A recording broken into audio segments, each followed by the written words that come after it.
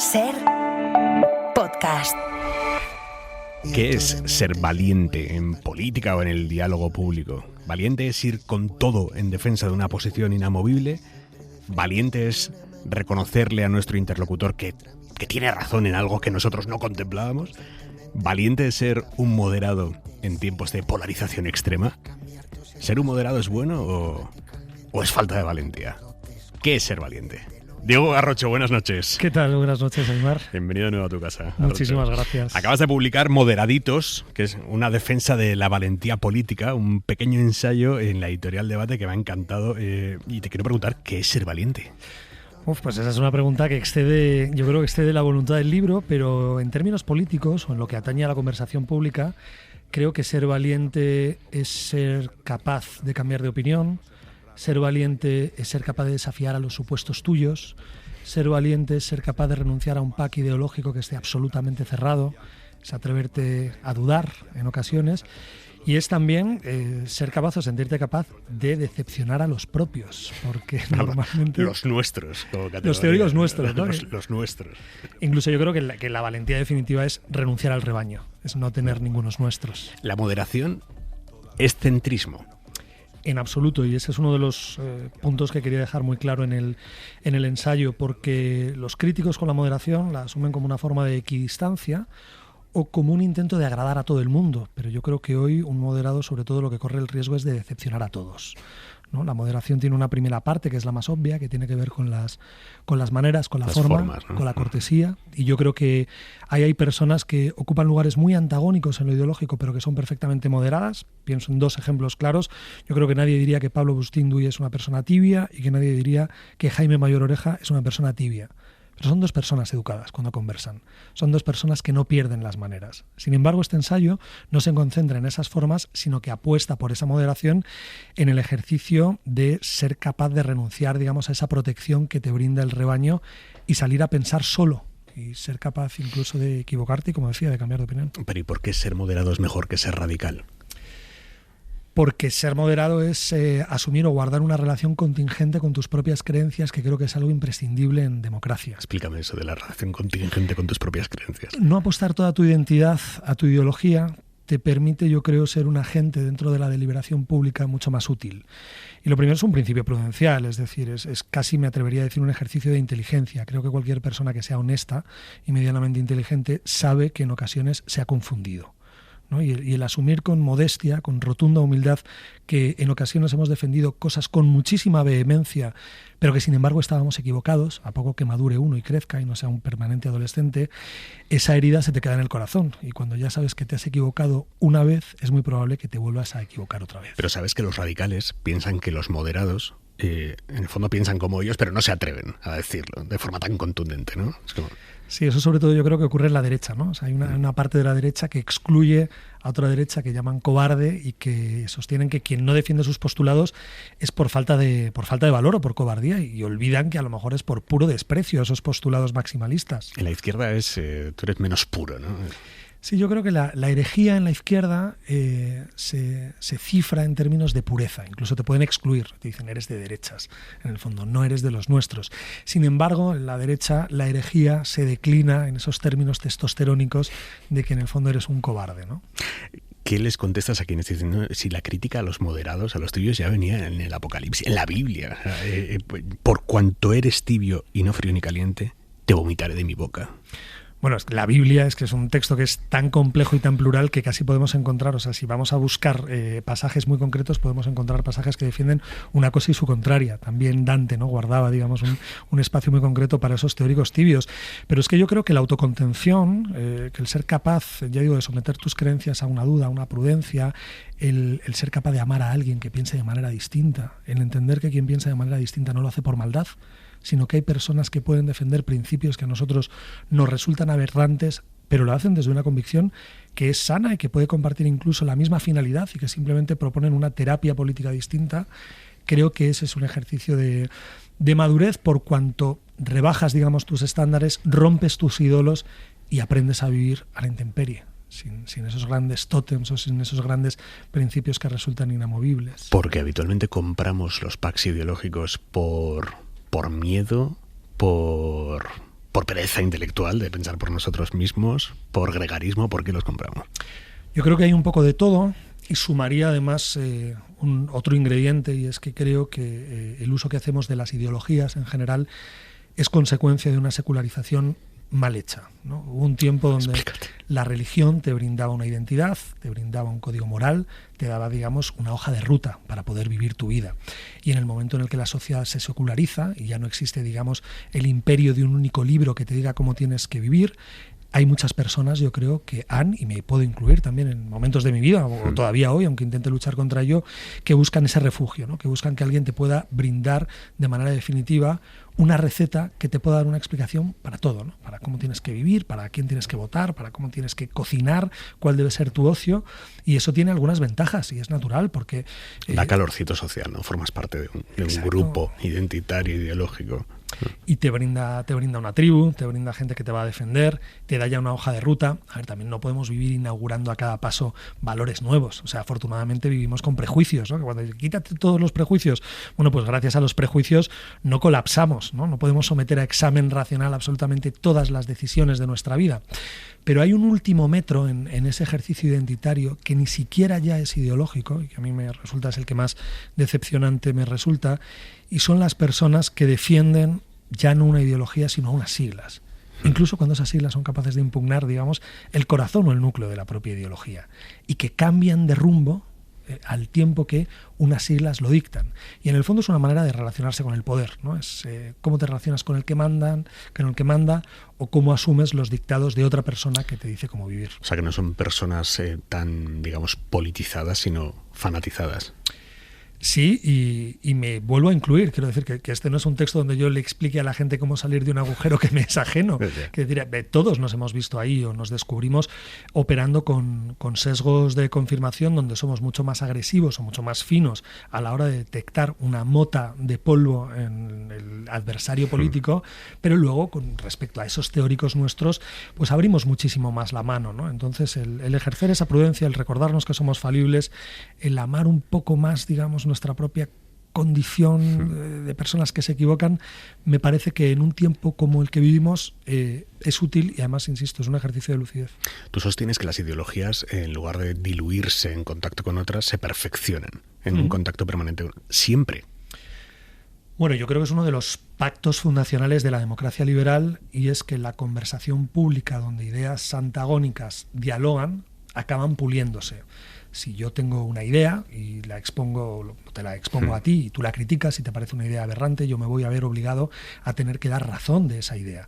Y si tus argumentos son mejores y yo soy valiente para cambiar de opinión, podría cambiar de opinión, pero si no, tu propia conversación, tus argumentos me servirían como sparring conversacional para ir perfeccionando, ratificándome en mis ideas. Hay que ser también muy valiente para reconocer que nuestras propias ideas son falibles, ¿no? Y someterlas al chequeo del adversario.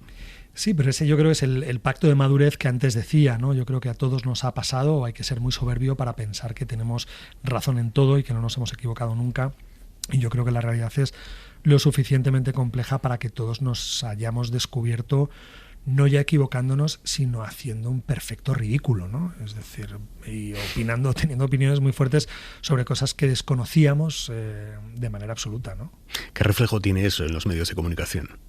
Bueno, yo creo que es absoluto, ¿no? Y es una de las decepciones y es uno de los riesgos, también de los más difíciles de combatir, ¿no? Porque Martin Baron, el antiguo director del Washington Post, decía una cosa que es muy cierta, y es que la polarización sobre todo es un negocio, ¿no? Y yo creo que es muy cierto, o yo lo he podido ver cuando he tenido acceso a métricas de periódicos.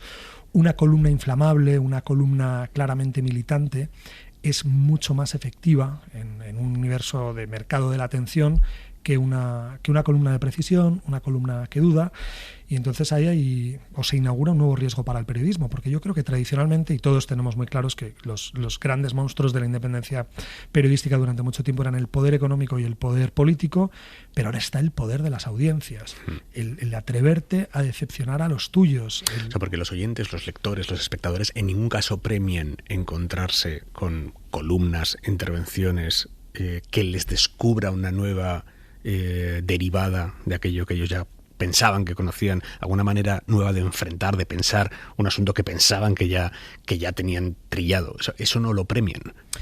A ver, yo creo que hay de todo, hay claro, de sí, todo, sí, sí. pero yo creo que los números evidencian que la trinchera es muy rentable. Es muy rentable porque hay personas que asumen un periódico, una radio, un medio de comunicación como un instrumento al servicio de sus prejuicios y van a reconfortarse, van a confirmar aquello que sospechaban o que ya pensaban, o a buscar argumentos para defender sus ideas, y hay otros espacios donde lo que te encuentras es un desafío intelectual.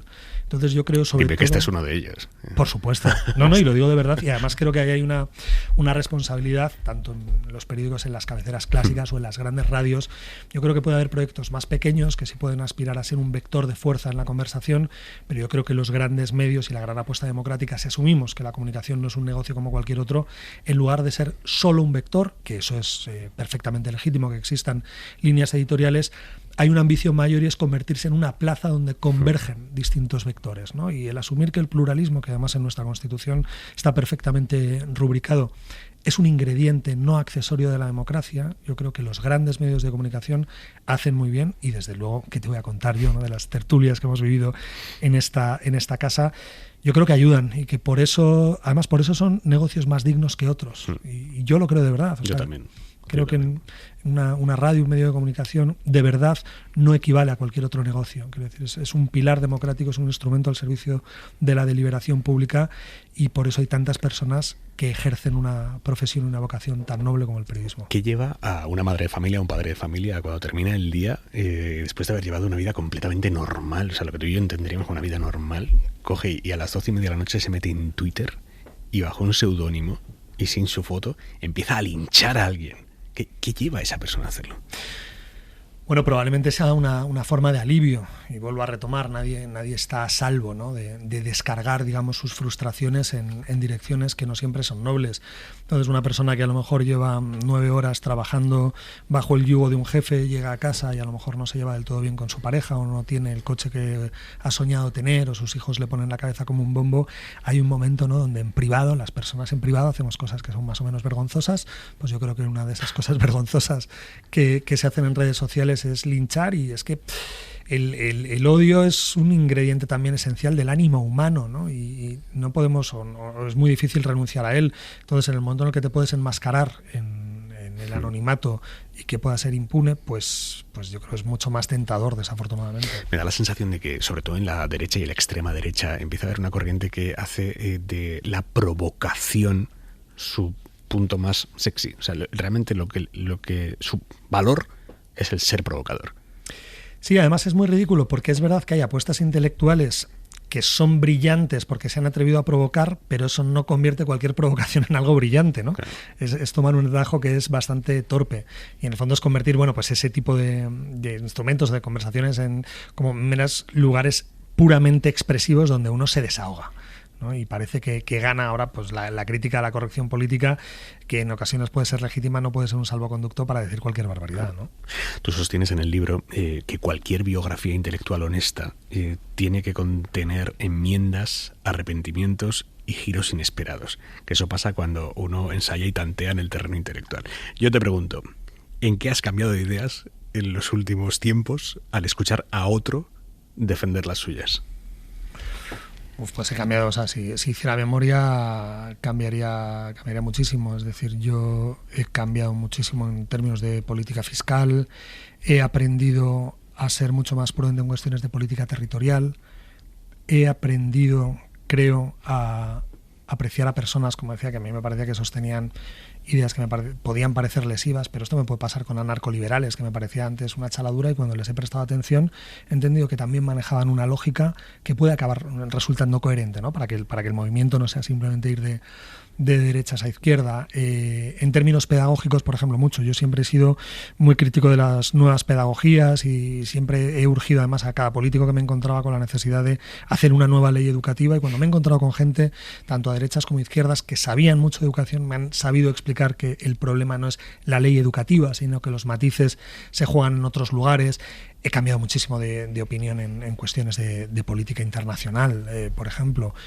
O sea, en el conflicto de Israel y Gaza, por ejemplo, vi muy claro, o sea, al principio me parecía que lo que podía ser un ejercicio de legítima defensa se ha convertido en algo deleznable y absolutamente imposible de justificar, ¿no? Y hablando con personas expertas, pues se te van abriendo matices y te vas descubriendo pues que hablaba o que ha podido hablar alguien en ti que era perfectamente ignorante de algunos hechos. Dices en el libro que la defensa de los principios, sean los que sean, siempre tiene un coste. Para ti, ¿ha tenido coste? ¿Tú has pagado alguna vez ese coste de defender tus principios?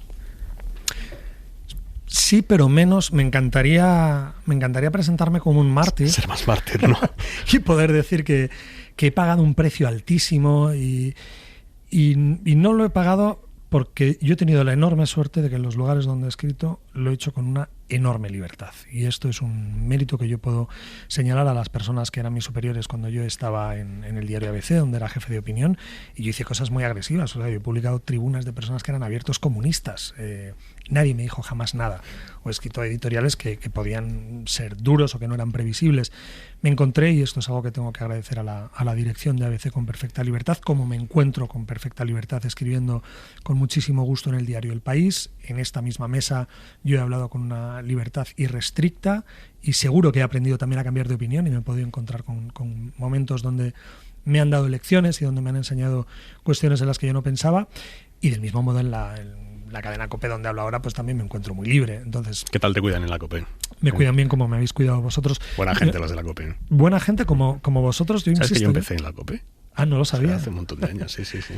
En mi tierna infancia no, pero vamos, casi. Pero mi historia, y por sumar un último tracto y pensar a lo mejor en los periodistas que son más jóvenes, yo siempre he contado con un seguro. Cuando a mí alguien me ha dicho que era valiente por escribir determinadas cosas en determinados sitios, yo no soy valiente por un hecho, porque yo soy funcionario. Yeah. Es decir, eso protege mucho. Protege muchísimo. Entonces yo lo que querría es que los periodistas que empiezan con sueldos muy precarios tuvieran jefes que se atrevan a cubrirlos y que se atrevan a desafiar, digamos, esa inercia de rebaño, porque en eso sí que a lo mejor es un defecto. Siempre he sentido fascinación, y eso lo vivo también en el trabajo, donde hay 10 personas y de pronto hay una persona que levanta el dedo y duda. A mí esa persona me interesa muchísimo. Diego Garrocho, autor de Moderaditos, Editorial Debate. Mil gracias. Muchas gracias a ti. Para no perderte ningún episodio, síguenos en la aplicación o la web de la SER, Podium Podcast o tu plataforma de audio favorita.